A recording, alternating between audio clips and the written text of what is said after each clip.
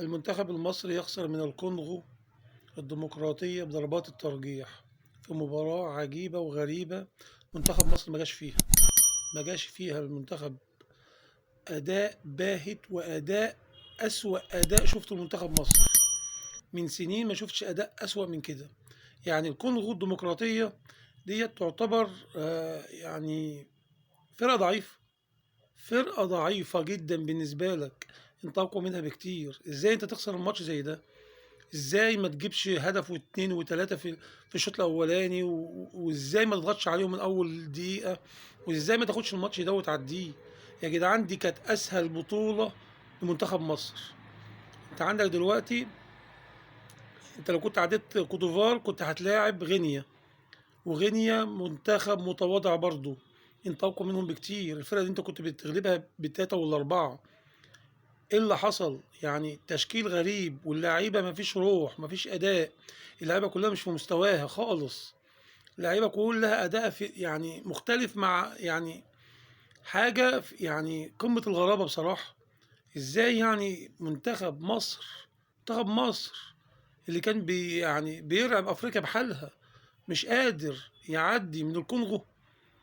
ولو كان عدى من الكونغو هيلاعب غينيا وكان طريقه ممهد وسهل. والسنغال طلعت امبارح من الكودوفار فازت على السنغال بضربات الترجيح. يعني البطولة تعتبر كانت بين نادي منتخب مصر. منتخب مصر كان يعتبر أقوى منتخب في البطولة. بس مش بس لو لعبوا بروح وحماس ولعبوا بقوة وإصرار على الفوز. لكن الأداء اللي احنا شفناه أداء باهت للمنتخب. ومش هو ده المنتخب. مش هو ده المنتخب بتاع حسن شحاتة، ولا المنتخب اللي فرحنا كتير وكتير. مش هو ده المنتخب مصر.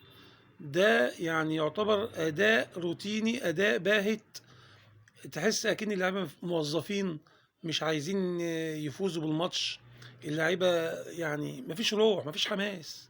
يعني أنا بحس إن اللعيبة في الأندية بيبقى عندهم حماس أكتر من كده. يعني حرام والله، حرام. بطولة سهلة جدا نضيعها كده أهو. يعني أداء ولا أسوأ من كده.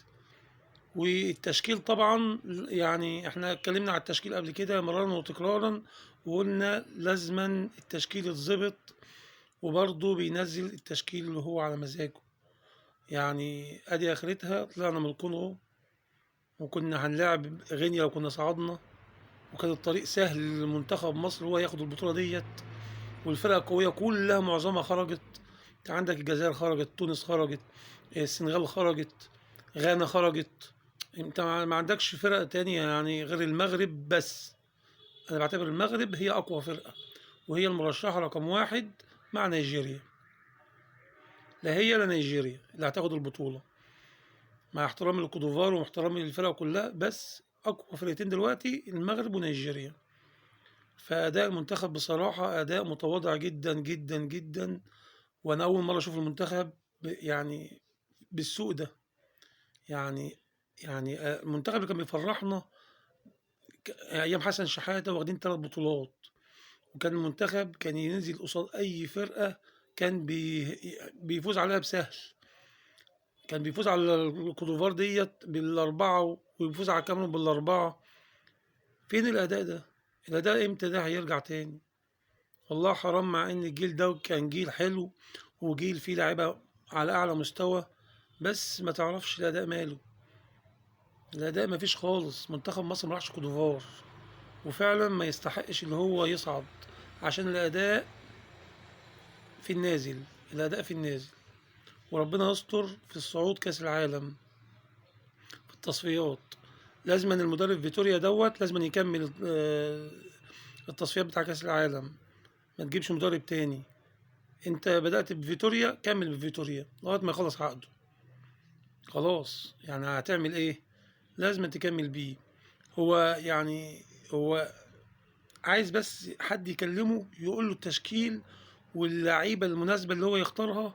لازم حد يقف جنبه يا جماعة وينبهه على الحتة ديت، يقول له ياخد مين وما ياخدش مين. لكن انت دلوقتي واخد لي مهند لاشين. مهند لاشين خايف ينزل يشوط ضربة جزاء، ويخلي ابو جبل هو اللي يشوطها ويضيع ضربة الجزاء ويضيع منتخب مصر. لله الأمر من قبل ومن بعد، وربنا يستر على منتخب مصر إن شاء الله.